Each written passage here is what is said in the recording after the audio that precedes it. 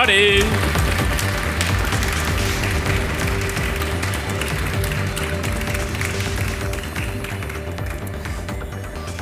So, final closing keynote before an amazing scientific experiment that very, very few people in the whole world have ever seen. So I really recommend all of you to stick around after our little presentation. So, biohacking stress. For this presentation, the way how I biohacked stress was I went point blank getting myself a detox of signal overload. So I started with neurosonic mattress with headphones and really getting into a relaxed mood. Then I actually combined Pandora Star, the kind of blinking stream of overloading your signal systems in such a way that it really resets your brain. And I'm so clear right now here on stage. How did you, Olli, biohack yourself before coming here? Yeah, totally different. I gave a presentation about the health benefits of nature. Let me speak a little bit louder. I went outside, had a nice cup of breath of fresh air. Then I took my clothes off, head to the ice bath, spent there 5 minutes. Then I head to the warm bath, spent there a good 10 minutes. Then we head to the sauna, had some shamanic drumming there and like...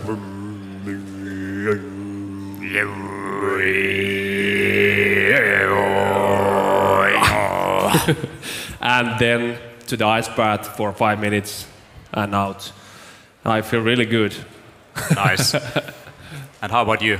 I've been just blasting a lot of herbs, and one thing that I've been actually paying attention today is being more present with people, listening more. Because many times we're just kind of looping and thinking what I'm going to say next, and just opening up more and being more present with people, because there's so many conversations with people, and I find that actually pretty relaxing, because then you don't need to be so much forward, but just receiving more. Right on. So we wrote the Biohacker's Handbook, and it's coming in English. By the end of the year, we should have it translated. Later, the next year, we'll start shipping it. And this work has been in the works for 4 years, and over 1,500 references, hundreds of illustrations. But while working on it, we noticed that there is a common stream that goes through all of these different chapters that are part of this missing manual of the human body, and that was stress. And when we talk about stress, many people think of it as kind of almost a negative thing, that we should avoid stress. And we also talk about stress management, that we should be able to manage stress. And some people are better at it than others. Some people are less. So, look at these guys. So, when you're facing challenging situations, some people get really annoyed and pissed off, and some other people just, relaxed. They look behind, they stay behind, and then they just come on and solve the problems. And that's how you go for it. What do you think, guys? Can you learn stress management? Can you learn to deal with difficult situations? No. I'm dealing with difficult situations all the time with these guys. I mean, I can't even concentrate on speaking. Yeah. Stress is unavoidable, so you can totally become better at it. So that's why we have here like saunas and cold baths and different kind of like herbs and breathing practices, and you can find what's like suitable for you. You need stress to thrive. Overstressed, then you're not thriving. But if you're like hypo-stressed, not enough stress, then you're also very low. So the key is to find the balance of the autonomic nervous system. And that was brought out with the Kasper's set yesterday, the second set. That was brilliant. I don't know how many remember that set, but how is your daily curve? Is it like this all the time and then crash? or is it just like more variation between the nervous systems? So Yeah. finding the balance. There's different types of stress that we can talk about. Some stress is like above our shoulders, and some other stress is below our shoulders. And or it could be stress that happens on a cellular level. So when we talk about oxidative stress, that's another thing, and seems that environmental factors are a big contributor to the stress and how we experience it also down, deep into the cellular level. Yeah. Jaakko? Yeah, I think one part is that, of course, we see all the time that two different people are at the same situation and they're handling it very differently. And one aspect that we'll be covering today quite a bit is how we can hack the biology, how you can add in more antioxidants, for example, to your diet, so your body adapts better to the stressors from outside. But there's so many levels to these things, the attitude, the mind, the emotions, and all that. So it boils down to the core ethos of biohacking, how to get more self-knowledge. And when you're more knowledgeable what's happening around you, you have more tools. You are not the slave of what's happening outside of you, but you put attention to the experiencer. What things are actually manageable in this situation and what are not. I can do anything about this light, for example, that's now stressing my eyes or whatever. So you could have glasses, or you could move a little bit this way. No, I won't. Squat. So talking about squats, you, Olli, are the one who is really pushing your body. You're like constantly doing some kind of CrossFit type exercise and really like heavy lifting, while I'm doing most of my work with my brain. That's where I do my heavy lifting. So can you talk about the balance, the hormesis of when it comes to stimulus?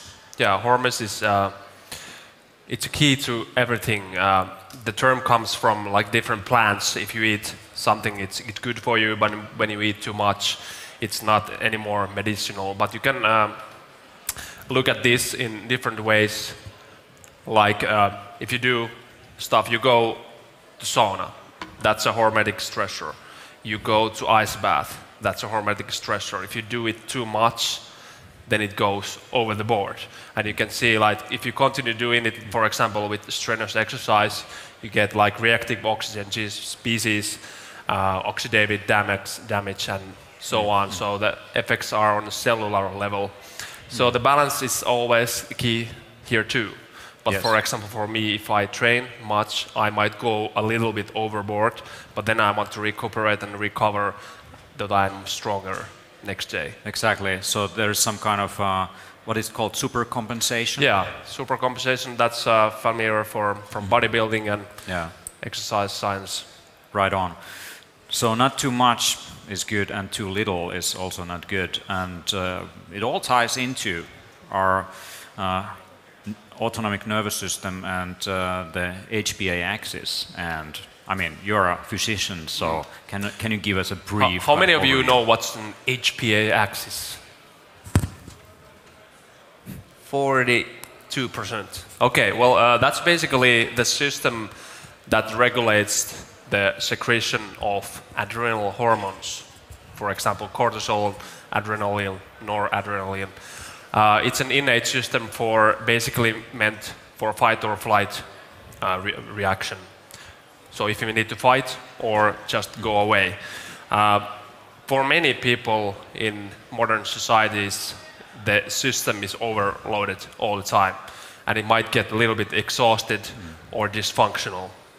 So for example, you've been focusing on gut issues a lot as a physician, and you probably recognize the link of stress and how it affects the immune system and the digestion and so on. What can you tell us about that? Well, it's directly connected.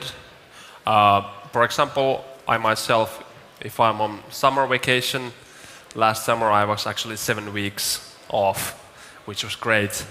I had none issues in the gut, whatever I ate.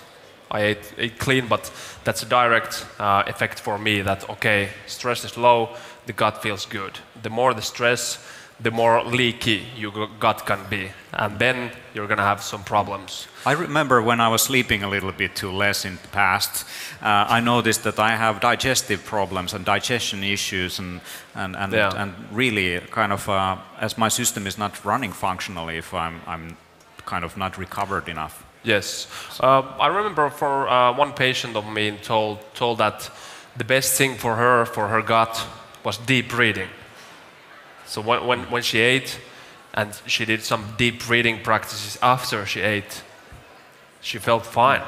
But if she didn't do that and ate in a hurry, the stomach and it was bloating and blown all over it. Yeah, when I got an ulcer in the past, that kind of led me to the path of biohacking. Breathing techniques were key to shutting down the pain and also to make me feel better. But anyway, stress, learnable skill? Probably, if you are aware of how these systems work and how you can influence them. And another thing that we often kind of talk about as a negative thing, but which is also positive, has a positive side, is the so-called stress hormone, cortisol. Jaakko, what can you tell us about cortisol?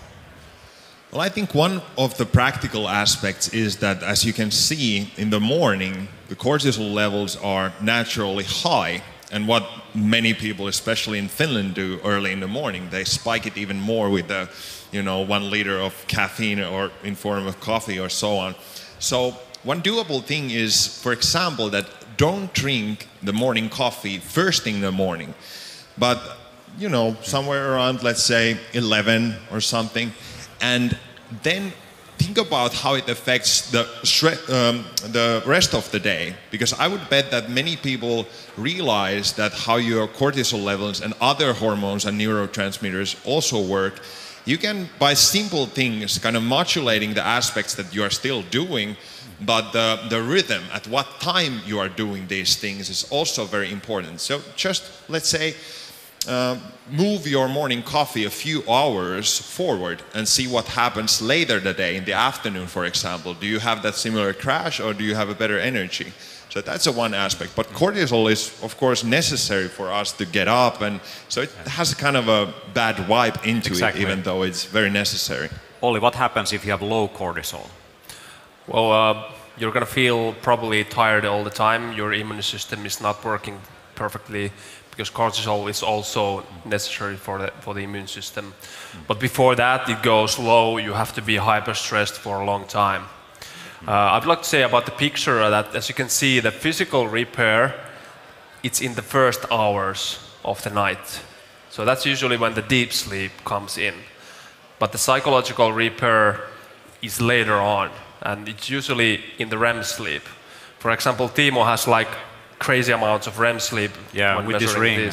Yeah, I actually had a discussion with Oura, like, why do I have so much REM sleep, like 5 hours or something like this, and less deep sleep? And if I go for a retreat or something, in the wilderness, I usually get more deep sleep and less REM sleep. And he said that I'm just working a lot above this level. So you're working like 3 persons in one brain.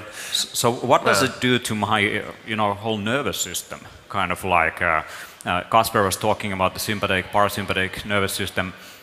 We don't want to repeat or beat the dead horse already when it comes to the overview on the nervous system, but here are the different organ systems that are linked to it. So when you spend time in a sympathetic nervous system state, that's when you probably don't need much digestion and all of that, so that might be also linked to gut issues, because your body is very economical. It only directs the resources where it's needed. So when you're running away from some animal, or you're replying to emails, or you're on social media, probably on a sympathetic nervous system overactivated state, and that's when you don't need to reproduce, that's when you don't need to digest food, and that's when you don't need your immune system either. So that's, if you think about it, that's intuitive. You wanna have like good activation of the sympathetic nervous system during the day. What happens if you eat? It's the rest and digest system, the parasympathetic system activates. So the intermittent fasting, for example, it's very intuitive in that sense. you want to keep your stomach and intestines as I don't know what you say, just drink, don't eat, as empty as possible.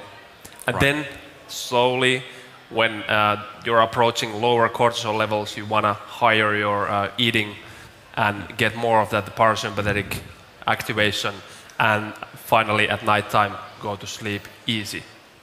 There's this nerve that comes from the brain down to the gut, and it's called the vagus nerve. And vagus nerve is something you can influence through breathing.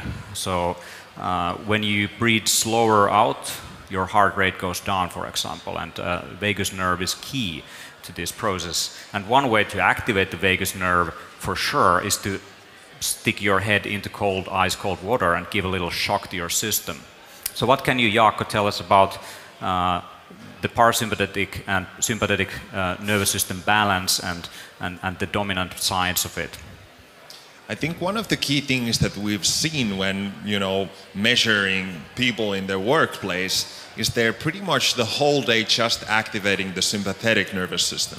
And as you mentioned earlier, if you try to, for example, eat without the parasympathetic tonus, so the state where the food is actually digested, or at least to take a few micro breaks during the day where you activate the parasympathetic nervous system, it affects the whole day quite a bit. So I think that's the key aspect, that at least think about how are you doing this on a daily basis? How are you activating? There are many tools for that. It can be a small mindfulness practice, just getting a nap, blocking the visual aspect of your senses or whatever. But to activate that a couple of times during the day, because otherwise you overload the system and then there's that huge crash.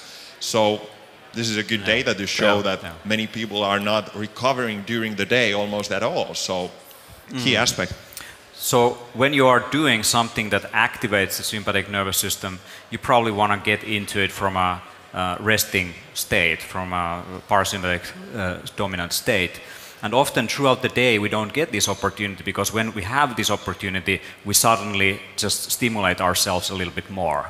We look at social media, or we talk to someone, instead of just like really winding down and getting that activation. So for example, here, what you can see at 2 p.m., this is my data, that's when I did actively breathing exercises. And you can see an activation of the parasympathetic nervous system there. And from there on, I had some meetings and stuff like this. Then I did some more of that. In the evening, I had some exercise. And after that, I was winding down and I had kind of pretty restful sleep. But what often happens to people is that when they don't, take this break, and even if they go to sleep, their nervous system is not recovering. It's kind of in an overactivated state. And you might wake up in the middle of the night suddenly like you need to do something. So that's how you know. And in the state of the mind that you go to sleep, that's the state of the mind that you often wake up in. So it's important to kind of wind down in the evening and also find time for recovery, because if you don't, you are running your battery down.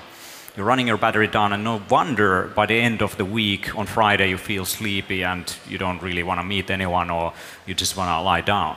But if you do properly manage your nervous system, you manage your relations with your environment, with your chronobiology, that's when you get the recovery also throughout the day, and you are fully recovered for the next day that goes into your practice.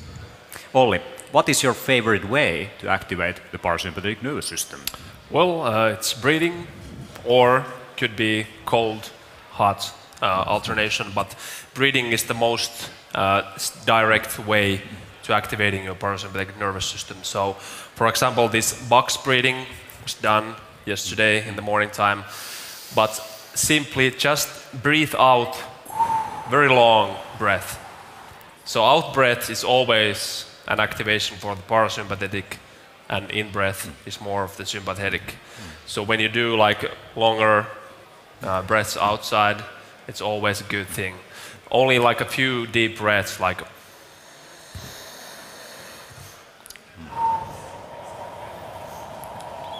slow exhalation, just like after sauna. That's what you're looking for. And the busier you are, the more you should do this. And Chris Dancy introduced me lately to an application that basically puts you into a state where when you're opening up any social media application, it requires you to take one deep breath. And that's one way to kind of remind yourself to take a deep breath before action. And one thing that I've also done while putting this conference together, which is very hectic, is to make sure that on weekends I've had like full kind of recovery set up for myself so that I can really kind of get going for the next week, next crazy week properly. You will have 15 hours of REM sleep. Yeah. And I think it's important to understand that I got this idea from martial arts, where it's a basic practice traditionally that whenever you come to the dojo, you do a little meditation practice and you do it afterwards, before you leave the dojo. But I think many people are just running software on their background in their mind all the time. So whenever you do something, also finish the project. Like, I'm not paying attention anymore to this process, and have some type of links, or some type, like you say, that every time you open up the social media, you remind yourself that now I'm going into the matrix, and then you finish it. But kind of close the applications that are, you know, disturbing your cognitive ergonomy. So I think that's an important aspect. And for me, for example, I have a rule.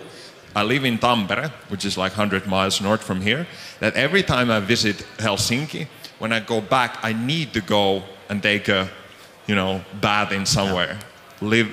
Swim in the ice cold water, or during the summertime just go swimming. And that's kind of the association that my whole system knows that now that whole thing that we did is over. So make routines that kind of remind that that cycle is over, and then you're free to do something else. And Jaakko is really a master on it. You know, he might stop at the gas station, and while other people there might go for a hot dog or something like this, he just goes straight to the forest, straight to a lake, dips in, comes out of it, walks back wet, you know, back to the gas station, to the car, and heads over. So it's pretty extreme for some people. You are also pretty extreme when it comes to, you know, using different herbs and other compounds to kind of balance your system. And adaptogens are one of those things that you introduced to me instead of stimulants that I could use to run my system properly. Let's have a question first. How many of you have drank coffee today? 110%. Okay. How many of you have taken any adaptogens today? Wow. This is a pretty informed crowd. Very good. Very good. Yeah. So tell us about adaptogens. Yeah, I think, of course, this goes to semantics. Adaptogens are not that kind of scientific term, but things that modulate our biological response to stress. And the mechanisms are actually now quite well known, and they work through the HPA axis. They usually modulate how our hypothalamus responds to different stressors from the environment. And I found it fascinating back in the days when I started to do more chaga and reishi and rhodiola and all these things, that there is more space between your reaction and what's happening outside. And it's like time traveling in a sense. But I think many people are just trying a little bit of these things, because these are not kind of stuff like coffee that immediately has some type of an effect, but you need to kind of generate some momentum. It takes a little bit of time to educate yourself. So it takes weeks or even months for your biology to kind of adapt in a new way.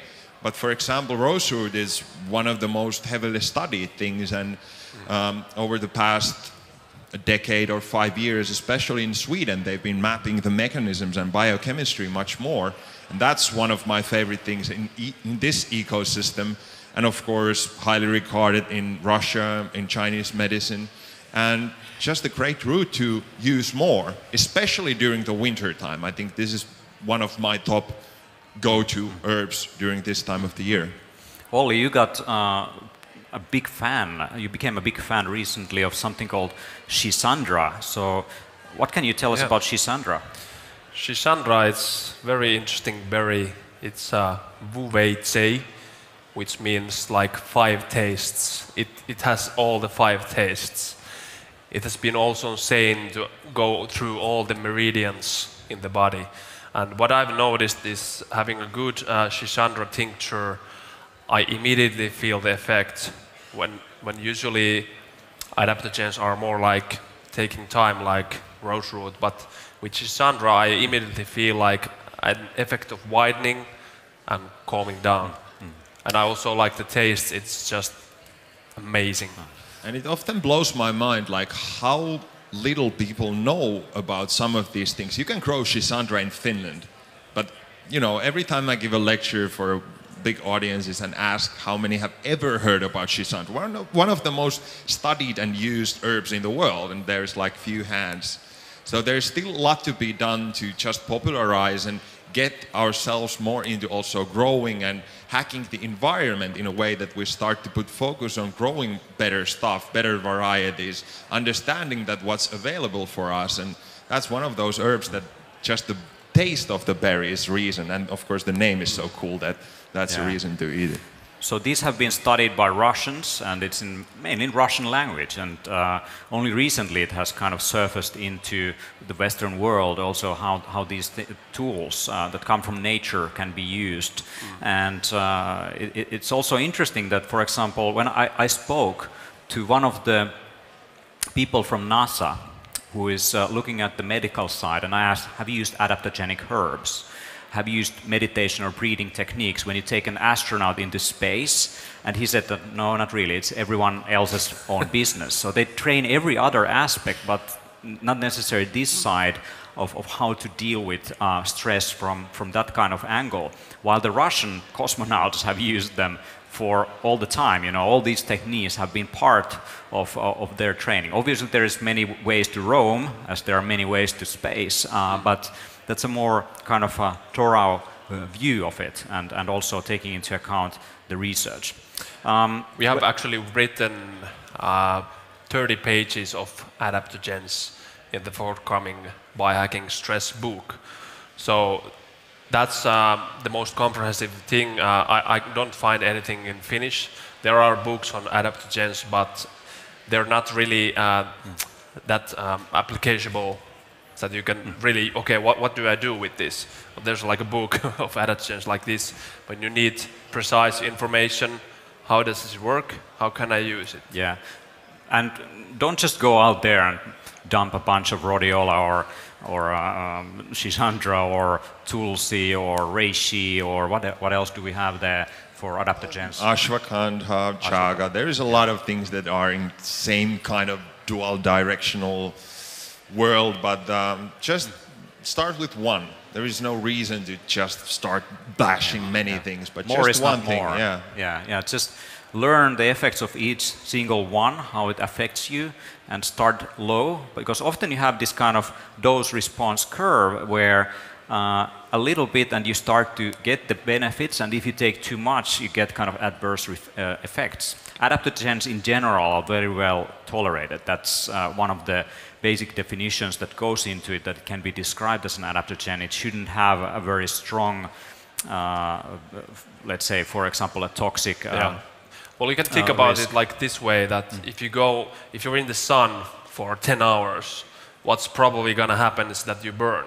But if you're there like 20 minutes, you're going to get the hormetic dose. You're going to get the good dose. If you're in the ice bath for 10 hours, you probably will die or something. What kind of, which I find a bit ironic in the biohacking community, is how people throw a lot of bunch of stuff into doing something, and you could do all of these at once. Here is just a picture we took last weekend with Olli. So there is a bunch of different biohacking experiments going on at once. This is the ridiculous version of biohacking. It wasn't my idea. You forced me to do that. Yeah, but that's kind of the point. Like, do we really need all of these tools and some kind of intranasal biomodulation? We run some kind of infrared light into our nose that kind of activates the mitochondria and turns on the the healing properties on a cellular level, or doing some kind of like noise cancelling headphones that kind of help you to isolate yourself from all the signals that are overriding your nervous system and all of these things. So doing one thing in a focused way, like if you go to an ice bath, you just do that one thing. If you do meditation, do that one thing. Learn to do these things properly as items themselves. And ultimately, the ultimate biohack is to get rid of these tools. You don't need them anymore. You become so good with them that you don't. It's like a master who masters the sword and doesn't need the weapon anymore. I don't want to get rid of sauna. Yeah. Yeah, doing more is not better. Doing better is better. Yeah. Oh, that's a really, really good way to kind of put it. So we are working on the sequel for the Biohacker's Handbook, Biohacking Stress. It's coming out in Finnish. By the end of the year, it should be ready. And next year, around Christmas, in English. So you're welcome to dive deeper into it. And this presentation is just the tip of the iceberg of the work that we have put into figuring out what it is. So with that, with further ado, just go and hack yourself. Thank you very much. Thank you. Thank you.